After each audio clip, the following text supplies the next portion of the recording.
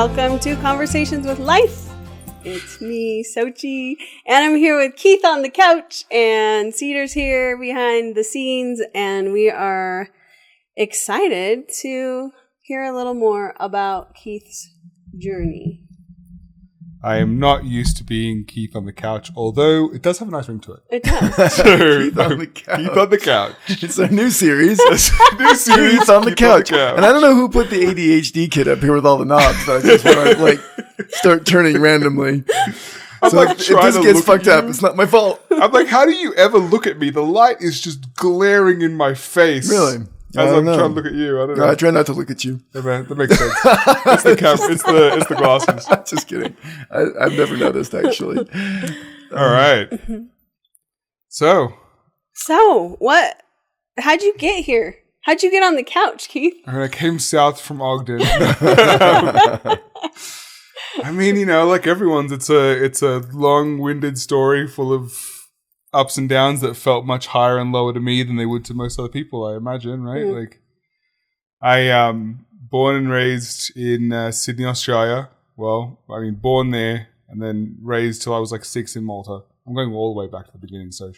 I like it. And then, you know, moved back to Australia. So grew up in Australia, was there until I was like just about to graduate my accounting degree. I had like a semester left. And a friend of mine was like, you should go on a student exchange.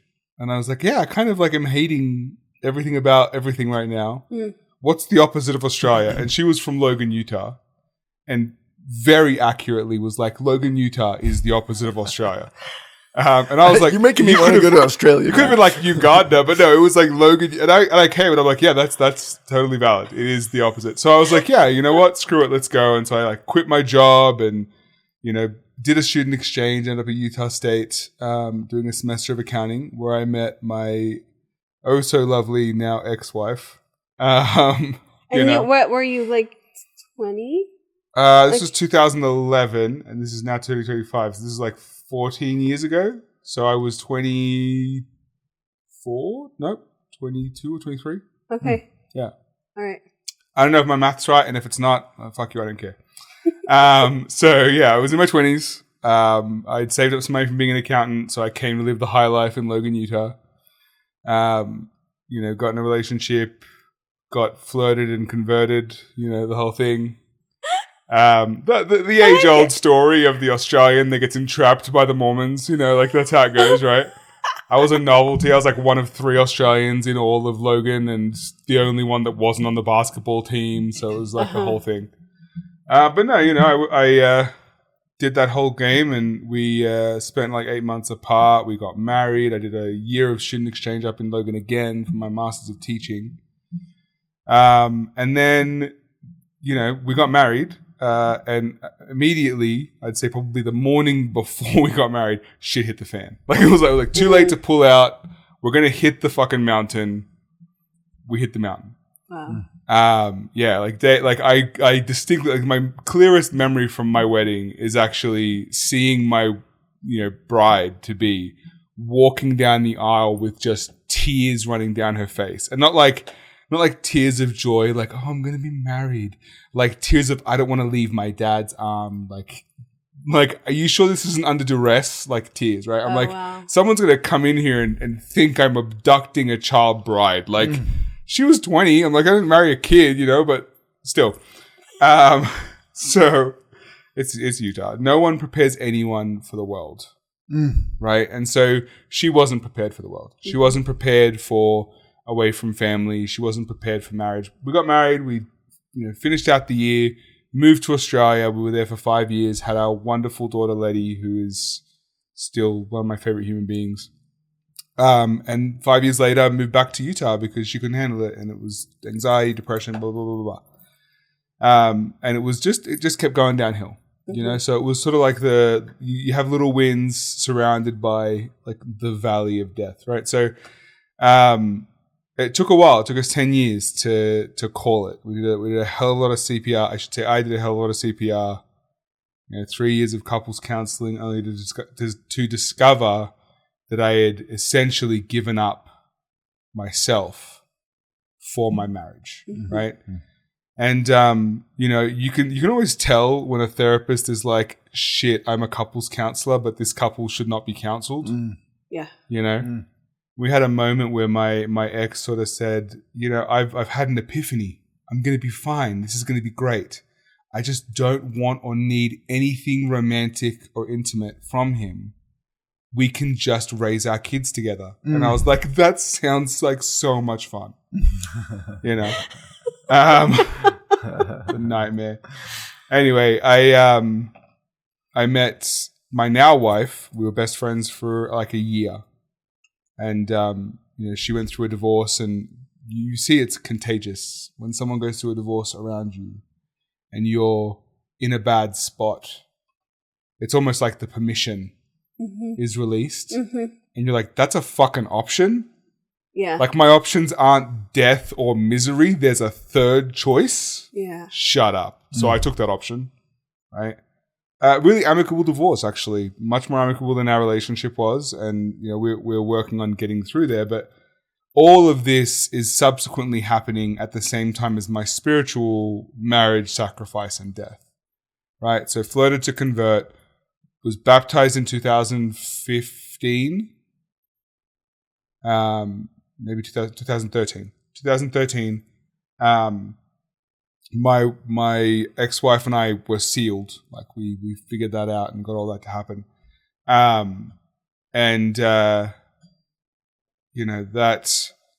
was a constant thing. In Australia, the church is a very different place than here. You got the same 5 families who do everything. So at one point I was serving 5 callings at a time, it was wild, but I was wanted and I had a place to escape. And so it was fine, but I got here, and all that goes away when you get here. They're like, oh, you were the Sunday school president while also being the exec sec, while also being a young married counselor. Well, can you just like lead a troop of scouts?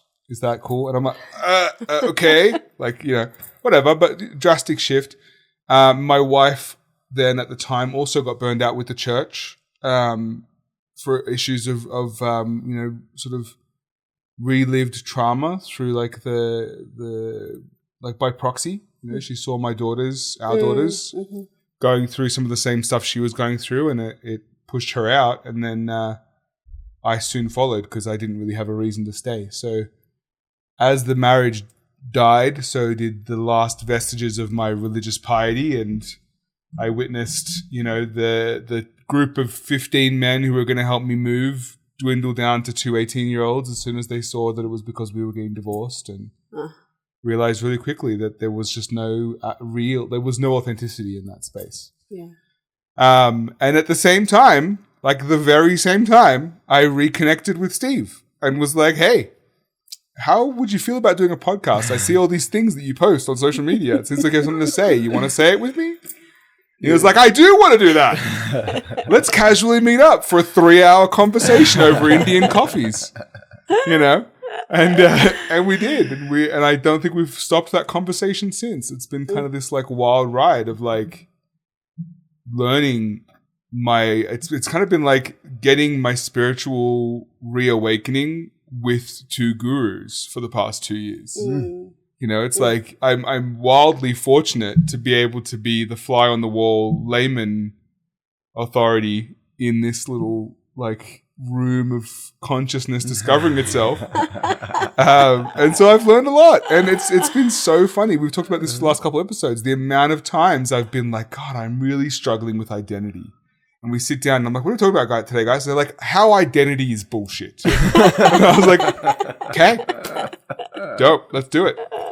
So it's been wild, like Revival last year was so much fun. I didn't expect it to be. I came out on my granoliest best, and it's been this really awesome thing. And then again, the side to that has been the weight loss journey, and over the last 2.5 years, losing like 100 pounds and getting my health back and getting myself back, while also getting my identity back, while like developing a new identity and what to throw out and what to keep and yada yada. I could talk forever. You got your identity back just in time for us to tell you it was bullshit. Yeah, exactly. Yeah, I think it was actually like in that moment I was sitting there going like, I don't know who I am anymore. I don't know who I am as not a father and not a husband, because I was still a father, but like not a full-time husband anymore, in a new relationship, in a single man's like bachelor pad apartment, and trying to decide what of my identity had been created out of survival necessity from an abusive relationship,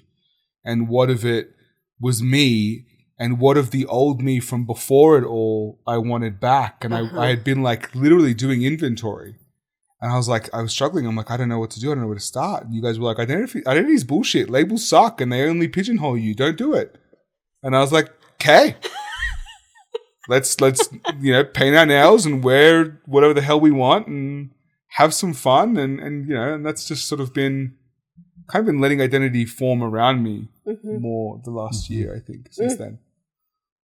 Anyway, lots of simultaneous journeys happening at the same time. Well, it strikes me with your thing how much the relationship journey is entwined in the meaning journey. Yeah. I mean, we will always, it seems, as I watch people and as I listen to your story and as I experience my own, we find the people who reflect back what our process is, and I don't think we think about that. We don't like fall in love and say, wow, you're a really great mirror for my own conscious journey. We don't really think of them in those terms. I mean, we do. I mean, when we're in the middle of it, or when you're like Soch and I, and this is like, we just talk about this constantly and it's just ridiculous. That's the thing. But it's so interesting to me to listen to that little recap and to feel the way that relationship journey mirrors your own like process. Yeah. And in many ways, it is the process from just unconscious life happened. You're being pulled by forces and energies and the universe, I think, always just gets you where it wants you. Right into the right position that the universe likes you in. And Logan fucking Utah. Yeah. Good God. I remember when I was like getting baptized, we were like, why Logan? I was like, this spirit brought me here. And now I'm like, the universe fucked me. That's what happened. Right. No, it's true. It's true. And for every bit of that, that was a really positive move. It also is this thing where you're going to struggle here in a particular way that's really interesting. Mm-hmm. And, I think valuable, so it's really interesting. The self journey from unconsciousness to consciousness, an unconscious relationship for both of you. Yeah. I get picturing this person going down the aisle like, what am I doing? It's like, me going on a mission. It's like, okay, everybody says this is what you do. Mm-hmm. Got married to an 18-year-old. Everybody says this is what you do. Mm-hmm. I'm just doing it. I'm going to college. I don't know why, So much of my previous life was unconscious. So, it's interesting to think that. When do you think the moment that kind of almost shifted for you? Or can you place a time frame or moment or happening where you kind of realized, oh my God, I've just been played. Yeah, absolutely. And now I'm seeing. Yeah, I mean, you would think it was the moment where my then wife was like, I just need a roommate. But no, even at that time, I was just completely hypnotized. I was like, that's weird and it kind of sucks. And I tried to woo and date and fix, right? Mm-hmm. My defaults. But no, I was sitting in my old classroom, 208, big giant window, with my then best friend, and we're talking about relationships. We're talking about life and we're talking about friendships. And she turns to me and she's like, I'm not happy. Like I'm leaving. I'm leaving him. I'm done. And my instinct and my first reaction was like, what can I do? How can I help? Don't give up. Marriages are forever. Me being like, you can't be like, yeah, you should leave, because obviously then I should fucking leave too, right? But I remember sitting there thinking about it, and I said the words, they came out of my mouth, and I was like, for fucking what? I remember looking at myself, and Anatomy of Peace, they talk about the betrayal of self, right? And it was the first time that I actively noticed the pattern of self-betrayal I had gotten into. Like it slapped me in the face. And it was because the betrayal of self led a friend, or was going to lead a friend, to the worst possible choice. right? Like I was actually, my self-betrayal was going to cause me to betray a friend. And I don't know what it, like, you know, people are people, and some people are motivated by others. And I'm one of those people that I won't do shit for me. You know, like I didn't lose 100 pounds and ditch diabetes for me. I did it because my doctor was like, you are going to miss your daughter's like wedding. And if you're lucky, you'll see her high school graduation. You know, like it was intense. And that's what did it for me, like the diabetes. So, and like I'd been struggling since I was 19, you know, I wasn't new to the thing, but that realization that like my pattern of self-betrayal was going to cause a friend to be in an abusive, awful relationship for longer than she needed to be because she trusted me, you know?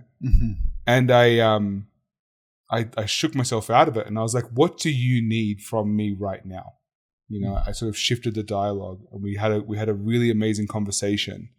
And I was like, tell me why, like what's going on? What's happening? Not like the details. I don't need to know how you're being, you know, abused in this relationship, but you know, what is it about you that you're feeling like lost and that you have lost? And I remember listening to her and being like, I could be talking to myself right now.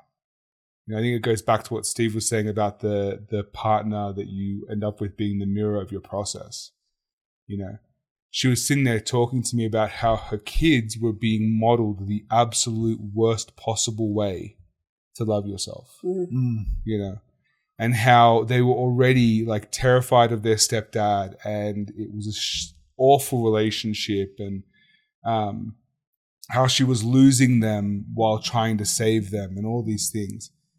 And I kept thinking about like, yeah, I haven't been home more than 4 or 5 hours other than to sleep since I moved to Utah. Like I fled everywhere, right? I'm like, my girls aren't even getting to know me, you know? And then when I am there, they're seeing just unconscionable relationship conduct from both my ex and me. You know, like I was not a happy man. I was angry. I thankfully am only violent towards inanimate objects that are easy to replace. You know, like I'll kick in a trash can, but never a human. I can see you doing the calculations. Like, what around here? What costs the least? I'm only an asshole to like people in traffic. That's where I release my assholery. It's like no, for me, if I could replace it for less than $50, I'll destroy it if it have upsetness. But I, you know, like that's the accountant in me, right?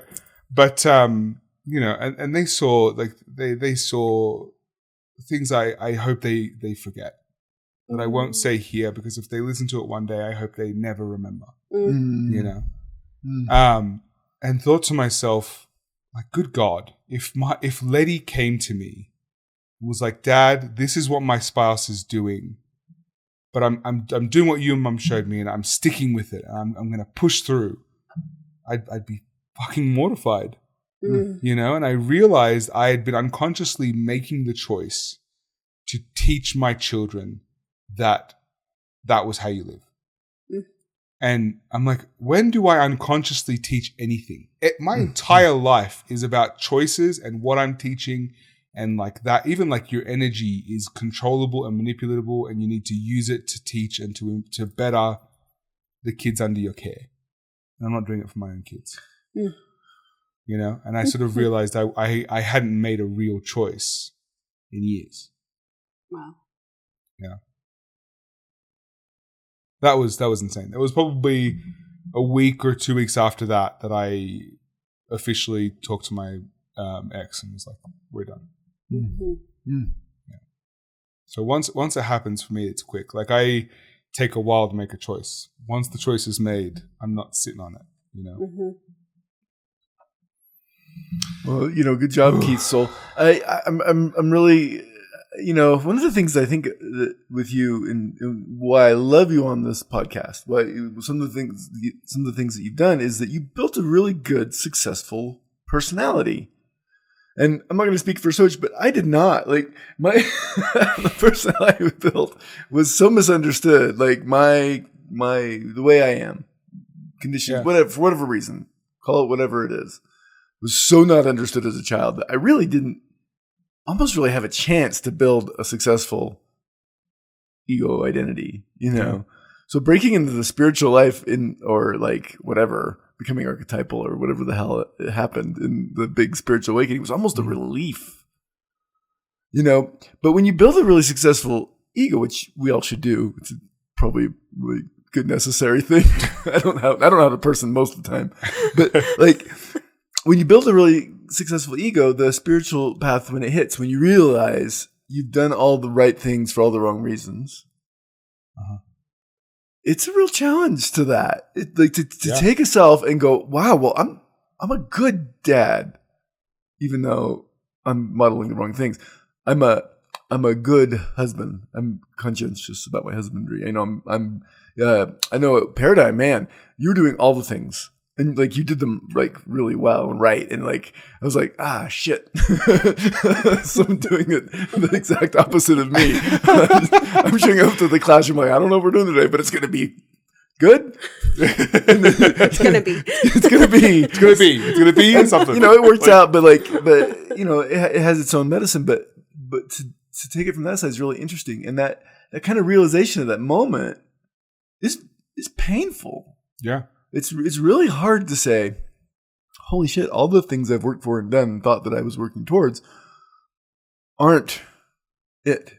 Mm-hmm. They're not working from here. You know, it was interesting because I realized in that moment that I was very successfully failing. Like it looked like I was doing fucking awesome. Yeah. You know, like I was serving my calling. I was, you know, paying the mortgage. We were a single income household in 2022. Like fucking hell. Like we're doing all right. And you were a teacher. And I was a teacher. Like good God. Like I'm doing okay. You know? And you're not wrong, Steve. Like I had observations by coaches and by administrators and they were like, you're doing great. And I was running every fucking thing I could run at Paradigm. And, you know, everything looked like things were going great. And when I told my boss at the time that I was getting divorced and I had to put stuff down, he was in shock. You know, when it finally came out to him that I was in a relationship of abuse, he was like floored. And I was like, wow, I am doing a really great job at not showing anyone who I am at all and what I'm going through. And that's been the single hardest thing to shift, has been like to unblacken my curtains, to pull back the shade and show people who I am, to ask for help, to say, hey, I'm having a hard day. It to this day is one of the hardest things for me to do because it was just not done. You know, if I did that, it was a bad thing, right? Yeah. So I was really, really successfully failing. And when I realized that as a type A, hero complex martyr, that I was failing at everything I was trying to do while looking like I was succeeding, that was brutal. That was soul crushing. It was really hard to look at anything I was doing and see value in it anymore. You know? You were failing successfully, and I was successfully failing. No, you were successfully failing, and I was failing successfully. There you go. All right. Cool. We were just passing each other. And I learned from you, and you learned from me. I did. Pieces of our Lego brain switched around. Well, I mean, and that's really been kind of fun to meet that pattern on the podcast. You know, you make it work and sound good, and you know, make it possible because that part of it. When such an our first effort, this was such a disaster. Well, yeah, you have no idea how what a gift you've been here in this way. And it's been real medicine for me too. It's been really interesting to have this space to be like, it's been very therapeutic, you know, like I've been in and out of therapy now for a few years and I'm like, yeah, that's what this feels like a lot of the time. Anyway. Yeah, definitely it's like that Ram Dass, we're walking each other home, you know, we do that in various ways and this creates a container for it. Yeah. And now Sochi's going to say something. Sochi's here, right? You've been too quiet. Steve and I just been shooting the shit for the last 30 minutes. Well, I noticed myself putting a pin in the I don't do shit for myself comment. And this is the thing that I do with clients is I'll listen to them to talk about. I'll have these little pins that I'll put in stuff that they said. And then she puts the pins in you. And it's like, I was going to say, I'm feeling like it's about to stick me. Let's go back to that. You should have like a little voodoo ball while you're working with people. Like, put pins. Yep, that one. Yep. Let's talk about that. It's like the chiropractor chart where you circle where the pain is. Yeah, it's kind of like that.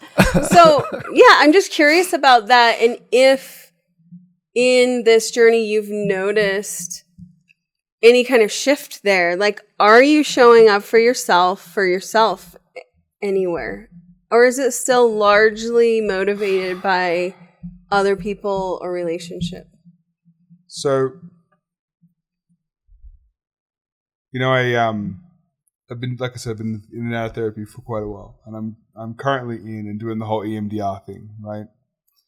And I was unpacking something the other day and sort of realized that compassion, as much as like my family is incredible, I love my family. My parents are amazing, and they had a lot of learning to do, and I was their very first workbook. So I love them to death, but they're like, compassion wasn't something that they had built in. It was a muscle they had to grow, right? So by the time my younger sibling came around, they were benching 1,000 with compassion, right? But it wasn't something I grew up with. If you failed, you failed, and you knew about it, and it sucked, right? And that failure and that sucking is what made it so you didn't fail again. Like, I remember coming home and being like, yeah, I got a 90 on my test. And my dad would be like, why? Where's that 10 points? What happened? Why didn't you do it? Can you go fix it? And that's like the mundanest of the situations. But it affected me in a way that was so deeply entrenched that even after years of all of this growth, compassion is still one of my biggest struggles. And yet I'm a teacher, I'm a coach, I'm a father, I'm a stepfather. I'm about to be an assistant principal. I guess I am. I started this week, right?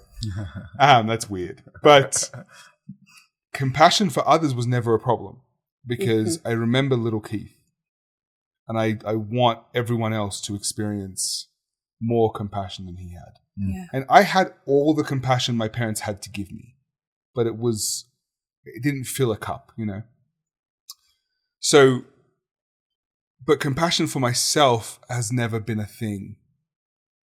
It's not a thing. It's not a thing that I can give myself until I can see myself as someone else. Right? When my identity broke, when my marriage fell apart, and I was able to say, you, Nikki, you are me, and this is the compassion I want to give you, so I have to give it to myself. I could give myself compassion. When I look at my my stepson Dallas, and I go out to the garage and I've asked him to put the recycling in the bin, and there's just fucking boxes everywhere, and I want to scream like my dad would have screamed, and instead we beat the shit out of boxes together, and we put them in the recycling bin, and we throw him in there and compact the trash down and have a good time. I can do that. But I can't help but say, how did I not teach him how to put stuff in the recycling bin? What kind of dad is that? What am I doing over here? And that's been a thing I've been working on for a really long time. And I've only this week been able to identify that is a part of my identity that is stymieing my own growth. Right. So when you say like you don't do things for yourself, I'm trying. Yeah. I really am. This job, like I can tell you all the reasons that sound altruistic and awesome for why I decided to leave AAI and go and be an assistant principal, leave coaching. I get the power to make the change for teachers now, and I finally get to like be in the room where it happens, so I can make it happen better for other teachers and blah, blah, blah. But also, I've been working fucking hard, and I really want this job, and I think I'd be good at it. you know? And so I this was a choice of taking it for myself. And it really came to a head when I was going through a really successful coaching cycle with a teacher, and they were doing great. And they were so happy and so grateful. And I was putting on a play with a bunch of drama dorks who had never had a theater teacher before. And they were thrilled and over the moon, and there were tears and laughter and joy and happiness. And I said to them, I love you guys, but I'm leaving, you know. And they said to me, no, stay for us. And I was like, I can't. I have to leave for me, you know. That's one of the biggest things I can say that I've done for myself in years. And it feels good and terrifying at the same time. I'm still working on compassion and forgiveness for myself, but I can at least be a little bit selfish every now and again now. You know? Nice. But in saying that, you know, you've got the hero complex, right? You've got just someone who stands up for other people, and then you've got the martyr and the self-sacrificial, the shadow of that, right? And that's what I am. Like, I know that that's my box, if you want to go anatomy of peace, right? I know it's my archetype. I know it's my shadow. I will sacrifice myself for any cause because it feels really good to be seen as the one who sacrificed themselves for the cause. It's really nice to be the hero. Yeah. It's great to help people, but it's really, it hits a spot to save someone, you know? And it's so shitty. Like, it's so selfish. You know what I mean? Because a real hero is not like, let me, you know, swoop you off your feet. Real hero is like, let me teach you how to swoop yourself, right? So that's been a big struggle for me. So I don't want to like sit here and be like, I'm a saint. I do nothing for myself. I'm a fucking asshole sometimes who saves people just so I can get the accolades, you know? And in that, thank God, I have found some really passionate love and joy in supporting and coaching and being that for other people. But it's also selfish, you know. So I don't know. I don't know if that answers your question. Yeah, totally. I'm a selfish altruist. I don't know. I mean, I think it was like really great to just be on that journey with you answering the question and then finding that moment where you're like, I can say, here were some like kids that loved me, that I was having an impact in their life. And I was able to say, no, like, this is the decision that's the right choice for my path. Like, that's powerful. Yeah. It was hard. It was definitely one of the hardest things. And they made it harder every damn day. Whether it was a card or a thank you or a hug, or my yearbook after being there for like 9 months is full of comments from these kids. And I'm like, my God, they make it challenging. Yeah. Anyway, yeah. So I'm trying to learn to forgive myself my errors, but that I would say is probably my number one struggle at this point in my life. How do you feel about your journey with the Mormon Church? Are there pieces that you brought with you out? Yeah, absolutely. You know, I remember being in that conversation and saying to, I think it was to Steve, saying to my, like, I don't know what to keep and what to throw away. I don't know who I am. And it was like a whole thing of like, well, you have, like, you can take whatever you want kind of thing was the answer. Yeah. You know, and realizing that I didn't have to throw away the fact that the church helped me deal with my anger and my temper just because I was throwing away the institution. And I didn't have to throw away my connection with family and with even a greater being just because I didn't want to wear garments anymore, you know? But like there are things I took from it, and patience is definitely one of them.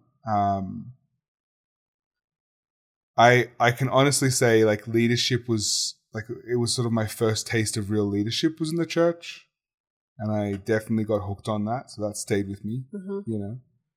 But the funnier things are the things that I did almost to spite the church that stayed with me.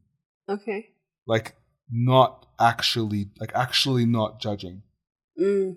You know, like actually doing the thing that they said to do of like loving everyone. Like I remember being an elders quorum teacher and having a conversation, and we were I can't remember what we were talking about, but somehow we got to homosexuality and gender identity, and a guy much older than me was talking about how upsetting it is to watch his grandson become his granddaughter, you know. And I took so much pleasure and joy in just like being the constant thorn in this man's argument. and with the gospel, it was so fun, you know. and actually watching a couple of his friends turn against his argument, you know, and realizing that you don't actually have to argue with someone to win was a really interesting thing. You know, you can just ask questions enough that they'll beat themselves. I felt like Socrates, you know, putting a dude to the question, and it was hilarious and fun and awesome, and it's very like in connection with like the whole teaching in the Savior's way thing. Is the Socratic method.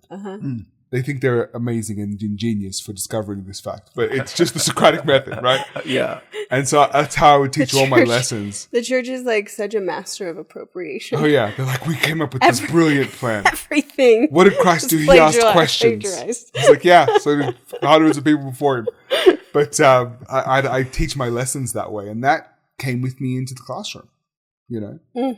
And it came with me into life, and now it's come with me into leadership. And I'm sitting there at a conference today, and the big question is like, are our department meetings successful? And everyone's sitting there like, oh, I don't know, mine is blah blah blah blah blah. And I just popped up in the question. And I was like, so what does successful mean for your department meeting? How do you define successful? And everyone's answer was different. And I was like, why are we even answering this question if we can't even answer this question? Right. You know?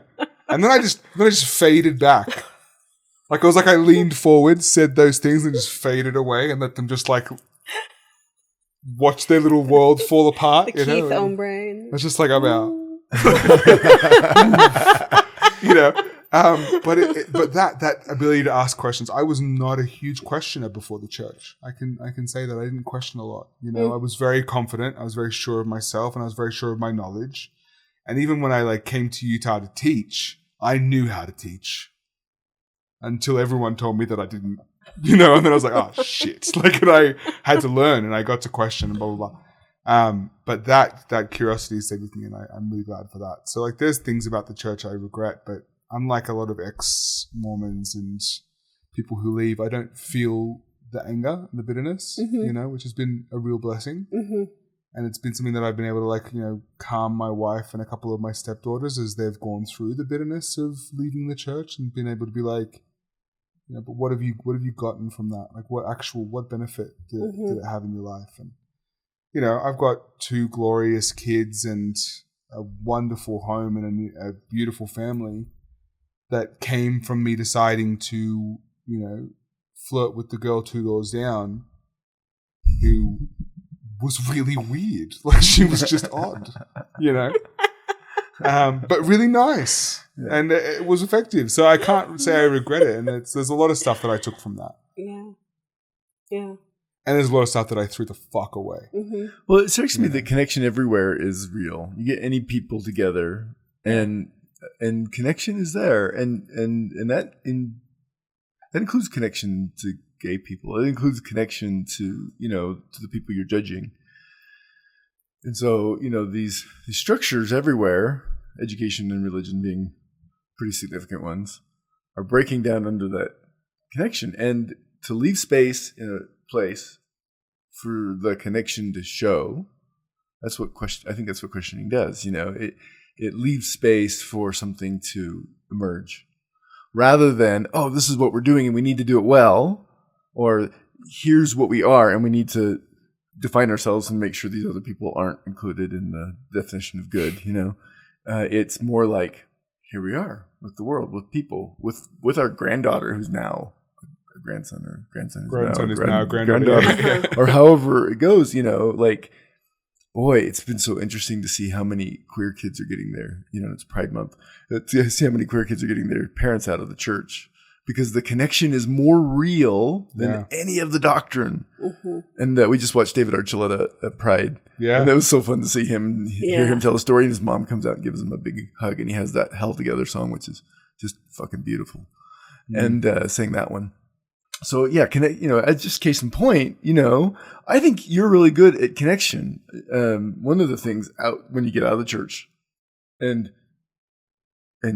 feel connection, self-connection, other connection, is you do have to kind of winnow out what wasn't right, what wasn't real about it, what was really real about it, because it's always real.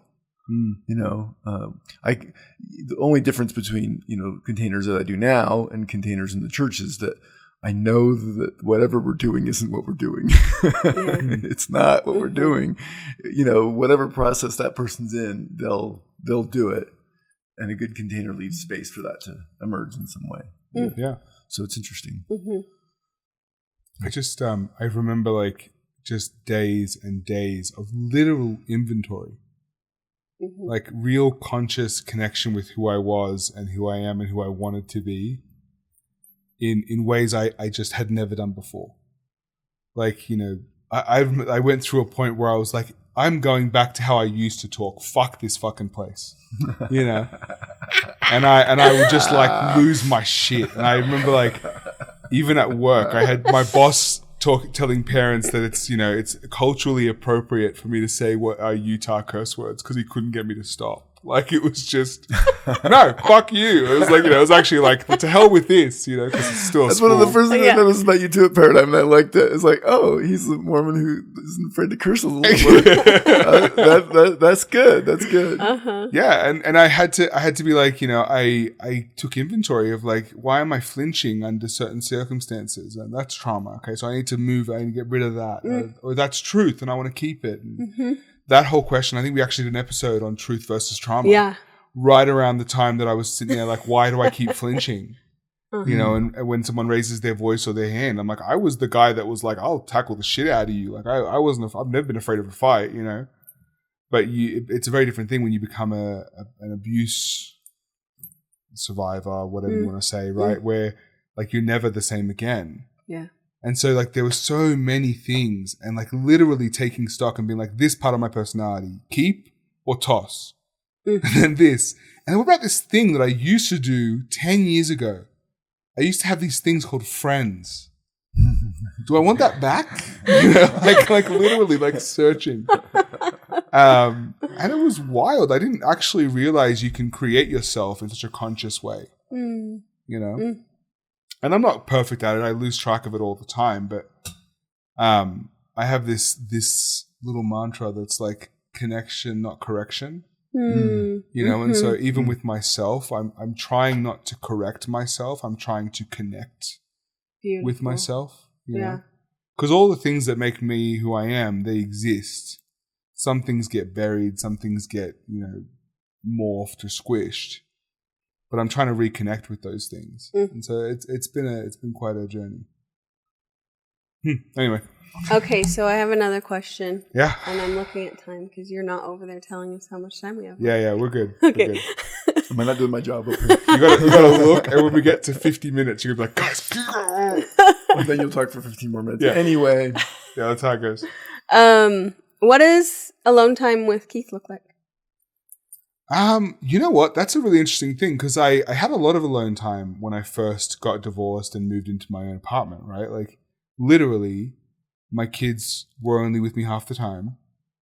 And I had a partner pretty quick after I got divorced. It is Utah after all. But even she wasn't always because she had her own kids and her own schedule. So there's so much time that I was alone. And I was I was reconnecting with things that I used to love, like video games and reading and all these things. And then we moved in together to here. We became this bonus family of 8 people. And I was just, I lost myself to it all over again, only very recently did I realize that my anxious attachment had overcome my what was the opposite of anxious attachment? Avoidant? No. The non-anxious attachment. Like there was just nothing left. Like my actions in my relationship were being controlled and dictated by almost like a fear of missing out of my wife. You know? Mm-hmm. So like I wouldn't go to the gym when she was awake. I would only go in the morning before work, you know, and like I wouldn't go and like read a book on my own. I'd be like, you know, I'd be with her, whatever. And I was like, oh, I'm getting codependent again, like somehow slipping back into this thing. Somehow. And because I just stopped connecting with them. I stopped being deliberate. I stopped being conscious about those things. And so over the past couple of weeks, I've been, you know, not distancing myself from her, but being deliberate in making time for myself. Mm-hmm. And so when you ask, like, what does alone time with Keith look like? For the most part, it's kind of a shit show. If I'm on my own and I'm not distracted by something, it's a nut. I don't want to be there. It's just like me alone with my thoughts is an unpleasant place to be. And not because I'm sitting there thinking awful things. Like I'm not sitting there with like suicidal ideations, right? Like, but I'm a warrior. I'm an anxious person and I stress. And so it's just uncomfortable, you know? And so I'm almost always with some form of entertainment. Like my wife will laugh because she'll walk into the room and I'll have an audiobook on while I'm playing a video game, while I'm also like entertaining my kids or something. And she'll be like, what are you doing? Like, how are you not overstimulated? You know? Or I'll be like, what was the last? I was doing the dishes, reading a book and having a conversation with Lady at the same time. And she's like, I don't even understand. How is your brain keeping track of your audiobook and your child? You know? But I do very much, like I try to overwhelm my anxiety. That's how I deal. You know, even like to go to sleep, it's a YouTube or an audiobook. So I'm still trying to learn the art of being alone with myself. You know, it's never been a really comfortable place to be. So I'm trying to figure out that piece. And my wife will just like lay in bed with her eyes closed and she's fully awake and just be thinking. And I'm like, what are you doing? She's like thinking. And I'm like, why? That sounds awful. She's like, no, it's great. It's high process. I'm like, oh, that's why. Because like actual progress happens when you process. I just go like the little hamster who runs till his feet fall off. You know, like I'm just in that wheel forever. But on like the physical, like the visible side of things, like for me, the times I like my self-care is like going to the gym. I love going to the gym. I love going, like riding my bike. I rode from Daybreak to Sandy the other day. It was a 45-minute ride to get to work and it was wonderful. You know, so peaceful, so cool, so fun. Swimming, that kind of stuff. Playing video games, all those things. So I do a lot now more of alone time as self-care, but it's always with distraction. Were you listening to something while you rode your bike?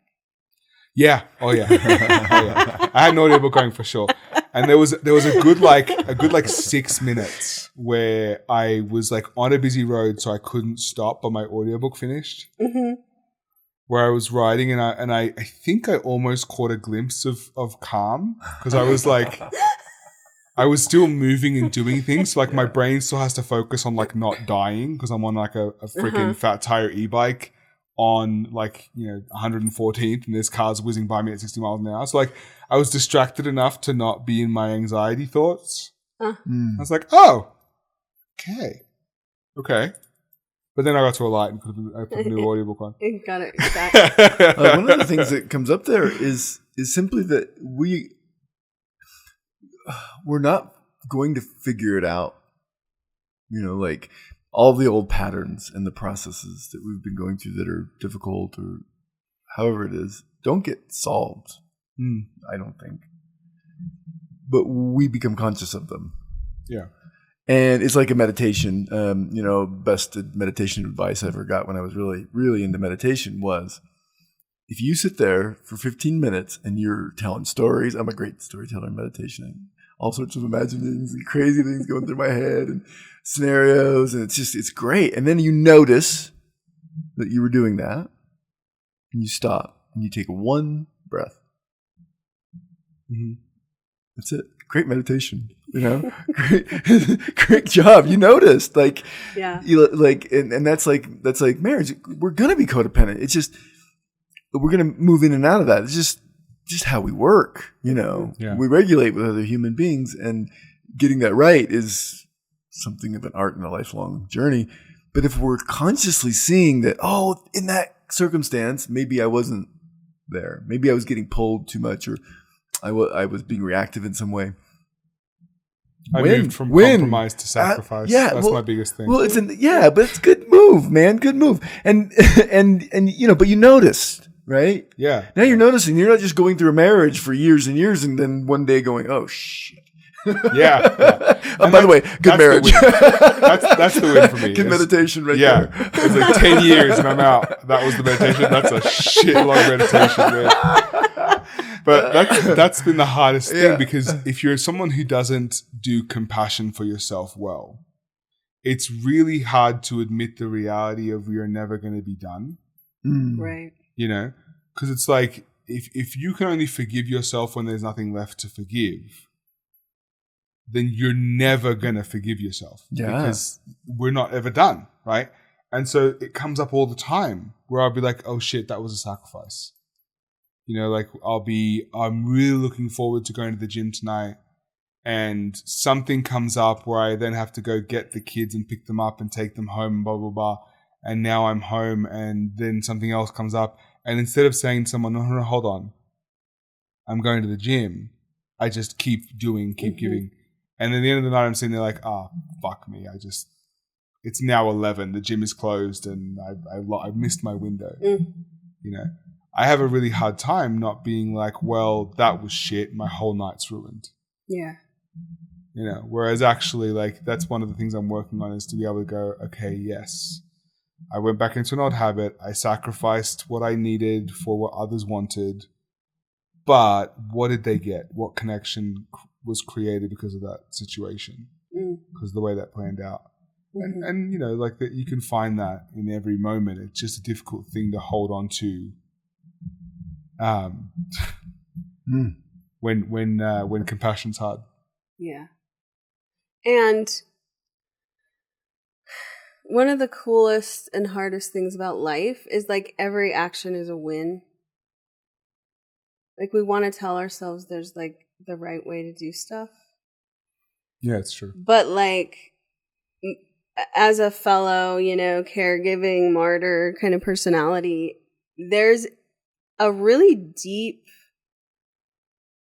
capacity that you develop every time you're in a situation that you hadn't seen. And you choose what you think is overall the best, even if it means sacrificing yourself. Yeah. There's a gift there. Yeah. There's a capacity that you have for care and compassion in that you will gradually integrate into yourself and towards yourself. Like, you've been cultivating it out here, but, like, you have it. And now, like, it's just about working it in. Yeah. I think that's really valid. I mean, that was essentially, like, your EMDR sessions always, like, end with, like, a way of trying to, like, reframe and restructure. And my therapist is very fond of, like, now put young Keith in that position. She really knows that's hard for me. And that's, I think, what she's been subtly working on me for is it's like, okay, now shift it in. And it's one of those things where I'm like, I'm happy to be going on this journey right now. Like, sometimes it sucks, but it's a sight better than not moving. Yeah. It's the name of this episode is Sometimes It Sucks. Yeah, sometimes it sucks. It does. One of the biggest takeaways that I had from my most recent sexual shamanism training was multiple times the facilitator said, if you can drop the story, what you realize is you're just feeling a lot. And that sure beats the alternative. Yeah. And I remind myself of that all the time. Yeah. Because even like your rumination or your anxiety thoughts or whatever, like those are starting with an actual feeling, an actual sensation that your mind is then trying to solve. Mm-hmm. And there's something about being like, okay, my mind's on the hamster wheel again. Like, what's actually going on? Like, what's the feeling here? Can I be with this feeling? Mm-hmm. Let my mind do whatever it wants. I don't have to believe anything that it says. But, like, what's the feeling here? And there's a lot there. And I think that's where, like, sometimes it sucks. Like, there's a level of pain that we're all carrying around with us all the time. Yeah, I mean, like, this is the thing, like, this is exactly what I mean. You know, in my former life, right, in my life before divorce, I really was feeling a lot less than I feel now. Yeah. You know, like there was more pain, but there was less feeling. And there was less truth and there was less Keith. I was less in that situation because I wasn't moving. You know, and that was the real sacrifice. Yeah. And so as hard as it's been, like divorce is easily the hardest thing any human being goes through. You know, short of death and murder and all the things, right? But like the hardest thing I've ever been through for sure, you know. And to the point where I'm almost at a point where I'm like, if you can fix it, just fix it. You know, like I'm almost there sometimes. But the hardest thing in life is it's a sneaky bitch. But if you've stopped moving, if you've stopped the journey, and you can, like people say like, oh, life goes on. But life can go on and nothing can happen. You know, and you can stop your own journey. And that's the hardest thing because it's the silent killer, you know, it's like the high blood pressure of spiritual freaking awakenings, right? You don't realize that you've stopped your journey until you start it again. And the halting and the struggle with the steps, it's very much like your legs are almost atrophied. Right. You know, and it's such a difficult, and you stumble and you fall and you scrape your arm up and everything. And every time that happens, I thank God that I'm falling because at least I'm not standing still. You know, so like when you talk about like that, like the better than the alternative. Right. Yeah, it's a shitload better than the alternative. Yeah, I think another good question there is what part of me is feeling, you know, full of it or angry? What part of me is feeling sad? Because all the time, back behind there's a you that's not feeling any of that, you know, all the time. There's a wholeness in us. And it's so interesting to try to just identify, not solve, not be like, shut up, bitch, you know, stop talking, stop being sad, you know, stop thinking, or stop whatever. But just like noticing that there's a part of me, while a lot of else is going on, a lot of life, a lot of soul, a lot of interesting stuff is happening. Part of me goes on these trips, you know, into some emotion or some story or some energy or whatever. And that's not all that's happening ever. Yeah. So I think also that gives us a place to have compassion from. Because if we're trying to have compassion on a child part that isn't available for compassion, they're in it, you know, then we won't succeed. That part is not available for compassion. It's in their story. It's in the process. It's in the pain. That body is present in some way. So it feels like, you know, again, the good questions that open up for ourselves, like you were demonstrating with the people, but doing that for ourselves. Yeah. What is even good right now? Like, what is success for me in this moment? Have I failed if I didn't get to the gym today? You know, what is success in this moment? Maybe that I'm noticing is the success, you know? Yeah. It's interesting to kind of open up to parts of us that are And also, we get to feel fully dark that way. One of the gifts of getting out of the church is that you can feel things that you would not be okay to feel. Yeah. You know, Yeah. you can go into the anger. You can, that is not a shame to feeling anymore. Yeah. I mean, there's still some remnants of shame that come through the social conditioning, but you can just go dark. You can just be like, holy shit, I am an asshole. Yeah. There's part of me that just wants to tear people down and doesn't give a shit.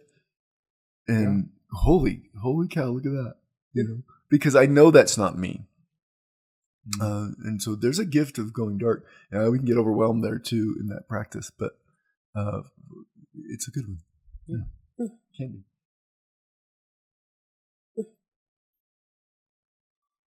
Now we're out of time.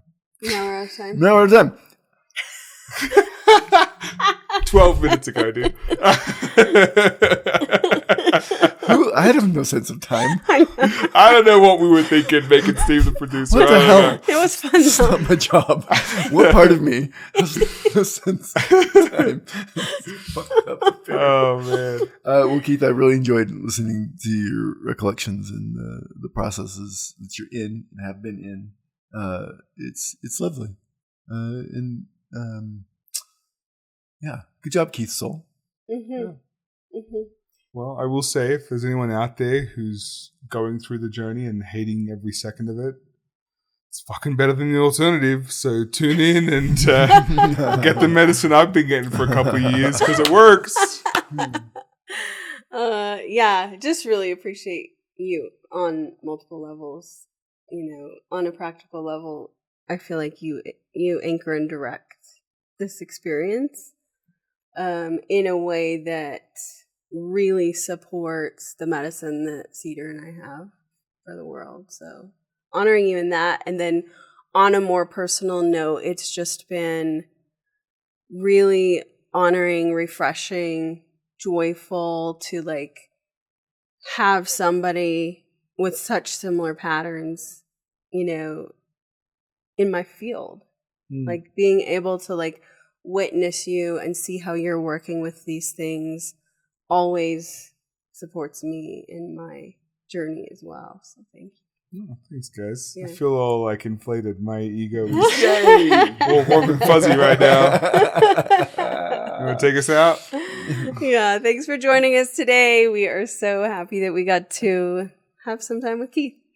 And if you are enjoying this experience, please like, subscribe, and share.